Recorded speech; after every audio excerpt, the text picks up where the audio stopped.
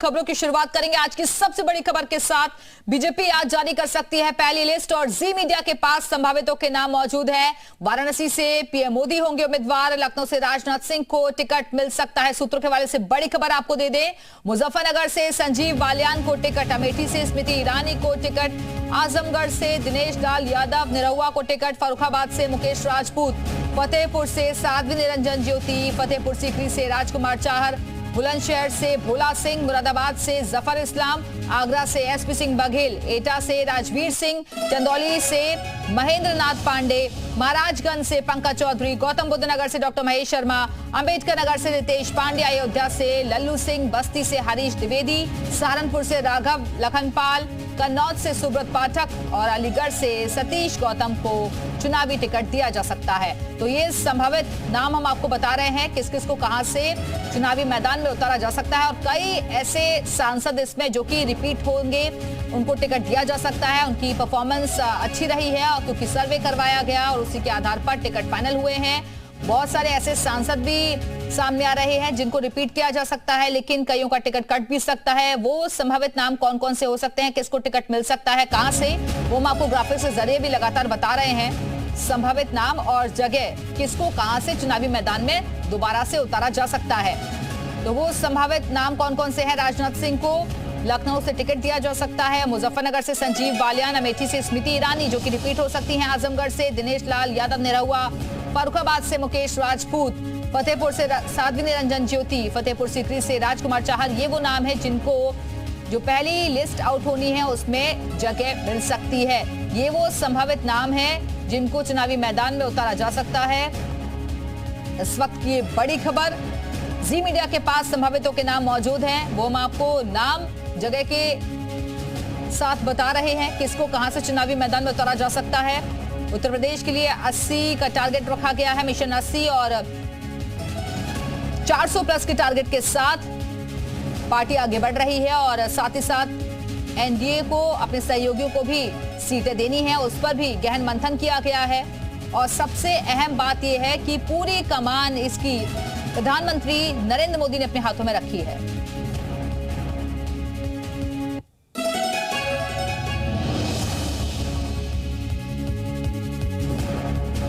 और इसी खबर पर और ज्यादा बातचीत के लिए सीधे रुख करेंगे लखनऊ का, जहां से हमारे साथ हमारे सहयोगी विशाल रघुवंशी इस वक्त जुड़ गए हैं। विशाल, देर रात तक मंथन चला है और 400 प्लस का टारगेट सेट कर लिया गया है, बस नाम अनाउंस करना बाकी है, लिस्ट जारी होने में अब कुछ ही वक्त।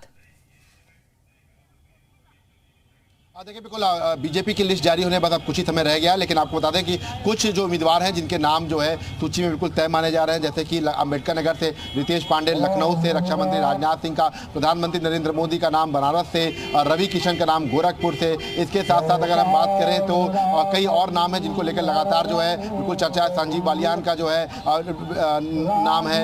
इसके साथ साथ अगर हम बात करें तो एटा से बाकायदा राजवीर सिंह जो कल्याण सिंह के बेटे हैं और जो सांसद भी हैं, उनका जो नाम है। इसके साथ साथ अगर हम बात करें उत्तर प्रदेश की कई सीटों को लेकर बिल्कुल जो लिस्ट है वो बिल्कुल तैयार है। माना जा रहा है कि आज ये लिस्ट जारी हो सकती है, इसकी कयास लगाए जा रहे हैं। चूंकि अगर हम राजनीतिक सरगर्मियां देखें तो इसके हिसाब से माना जा रहा है कि आज उत्तर प्रदेश की करीब 18 सीटों को लेकर जो नाम है उनको घोषणा हो सकती है। तो फिलहाल लिस्ट है, आज ही कहा जा रहा है कि शाम तक जारी हो सकती है बीजेपी की, और इसको लेकर सभी की निगाहें बीजेपी की लिस्ट पर बनी हुई है। लेकिन उत्तर प्रदेश टिकट बंटवारों में महिलाओं की भागीदारी भी बढ़ सकती है, ऐसी भी खबरें मिल रही हैं।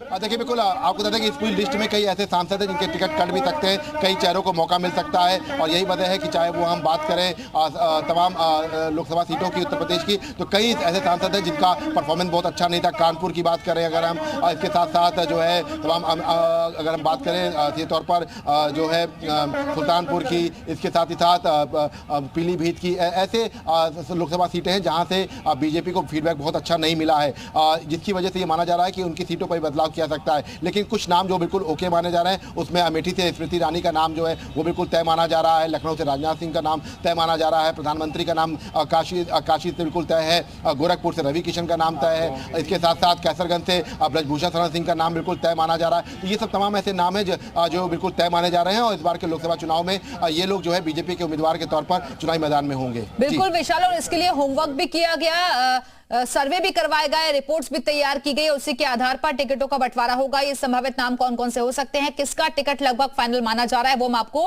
ग्राफिक्स के जरिए बता रहे हैं। विशाल, हम वापस आएंगे आपके पास, लेकिन वो कौन कौन से नाम है जिसको चुनावी मैदान में उतारा जा सकता है, जिसको टिकट दिया जा सकता है, वो लगातार हम आपको ग्राफिक्स के जरिए बता रहे हैं। हमारे साथ हमारे सहयोगी विशाल रघुवंशी लगातार जुड़े हुए। विशाल, क्योंकि टिकट फाइनलाइज होने के बाद अनाउंस करना बेहद जरूरी हो जाता है सारे समीकरणों को देखते हुए, ताकि ज्यादा से ज्यादा जनता तक पहुंच बनाई जा सके, जनसंपर्क को तेजी से आगे ले जाया जा सके।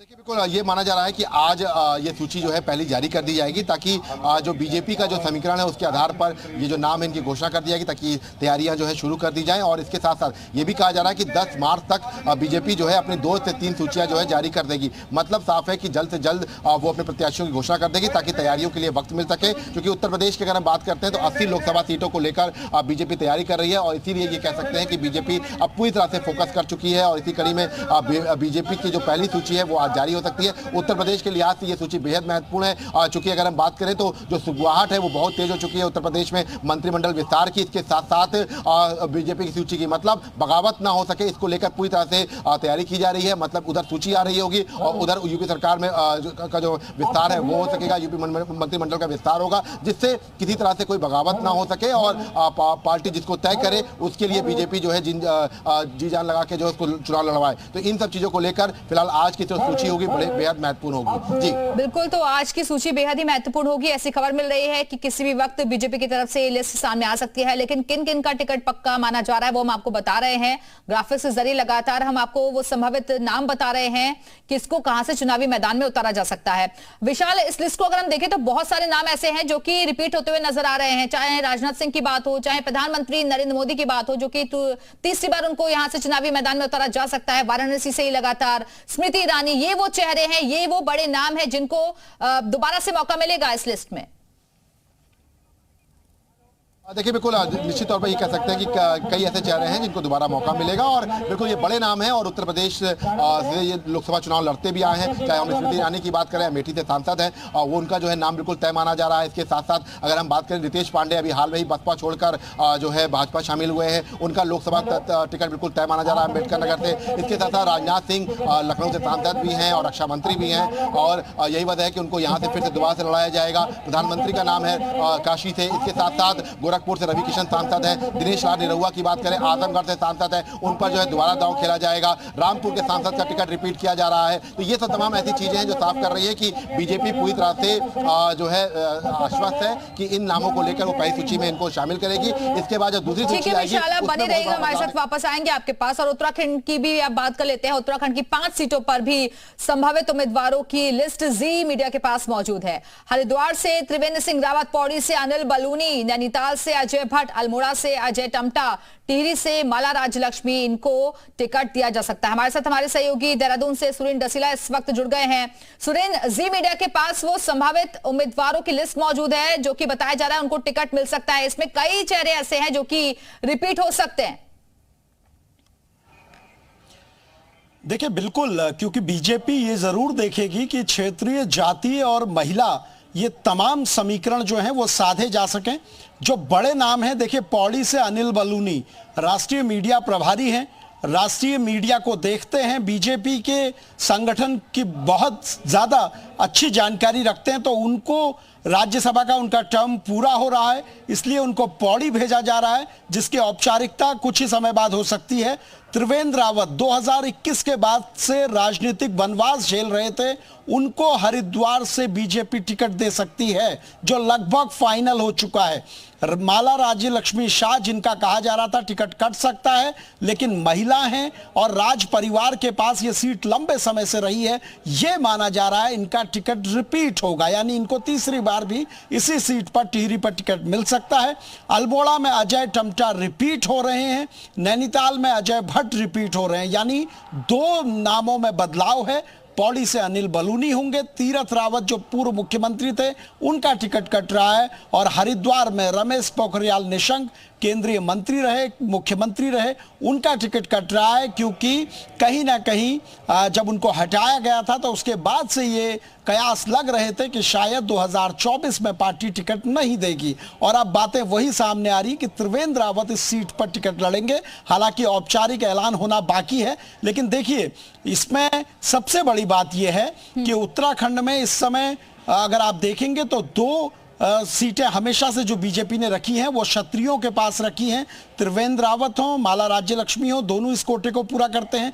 2 सीटें ब्राह्मणों के पास रही हैं, यानी नैनीताल से अजय भट्ट और पौड़ी से अनिल बलूनी, और 1 सीट रिजर्व है जो अजय टम्टा जिस पर होंगे। तो ये क्षेत्रीय जातीय तमाम समीकरण भी इससे सेट होते नजर आ रहे हैं। सारे समीकरणों को ध्यान में रखकर ही कैंडिडेट्स अनाउंस किए जाएंगे और इसीलिए फाइनल लिस्ट का इंतजार किया जा रहा है। किसी भी वक्त बीजेपी की तरफ से ये लिस्ट आउट हो सकती है। बहुत बहुत शुक्रिया आप दोनों का मैसेज जोड़ने के लिए और ये जानकारी देने के लिए।